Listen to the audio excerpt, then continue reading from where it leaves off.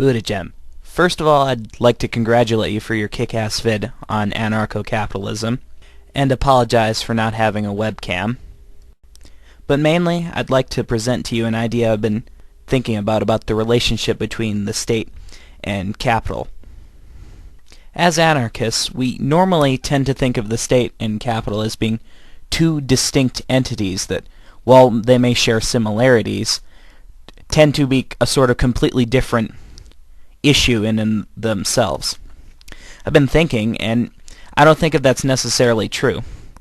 In many ways, I think that state and capital are just, in fact, two sides of the same coin. Now, obviously an anarcho-capitalist would fervently disagree with you with their mantra of private good, public bad. But when you think about it, their ideology, at its very root, is merely a rejection of the state's interference in the economy. Really nothing more. There's not much more meat to it other than that. The democratic state, as flawed as it may be, has placed a vital check on the interests of private power through regulation in the economy. Mostly, in fact, in order to check the advance of popular revolution.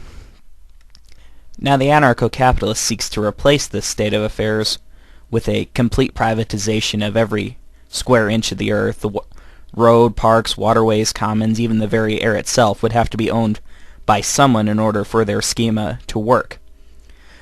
And by doing so, they extend the idea of private property throughout the entire world. But I would argue that the abolition of the state has merely been a sleight of hand. They've reincarnated it in the form directly of private property. Max Weber famously defined a state as a single entity that has a monopoly on the legitimate use of force in a particular territory. Now, obviously, legitimacy, the issue of legitimacy, is only prefaced on force in this case. But if you look at this succinctly defines private property rights in themselves.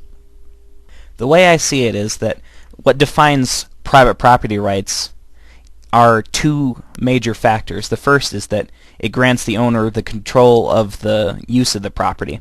And second, it gives them the right to exclude others from that property. Now, this may not seem very important in and of itself, but that gives the owner of private property the right to use force within their own domain. In fact, the monopoly on the legitimate use of force, terminating theoretically at the borders of their property. Now, doesn't a property owner sound like the state now? It seems that at the molecular level, private property and the state are no different. So why then do anarcho-capitalists fervently maintain their mantra of private property good, state bad? I have no idea, especially given the history of private property whenever they've been given carte blanche, such as during the late 19th century, early 20th century. Whenever there wasn't active government interference, they'd take care of that themselves. You know, the Pinkertons were famous for putting down strikes on the frontier in the Old West.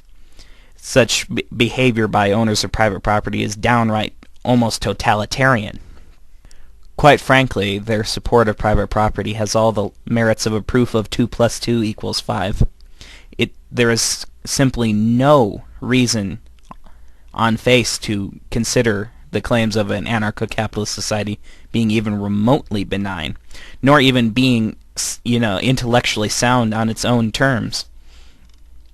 It's basically a reverse Leninism, whereas Leninism seeks to abolish the state by making it omnipotent. Anarcho-capitalism makes the state omnipotent by, quote, abolishing it. So what we have is basically each business becoming a miniature Soviet Union. Now, would an anarcho-capitalist desire that? I don't think so.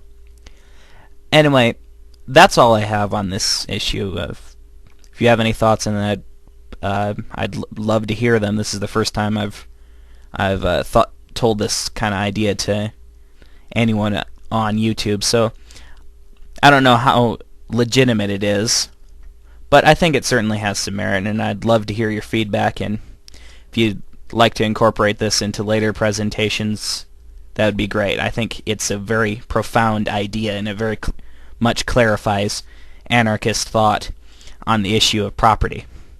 Anyway, this is Red Faction signing off.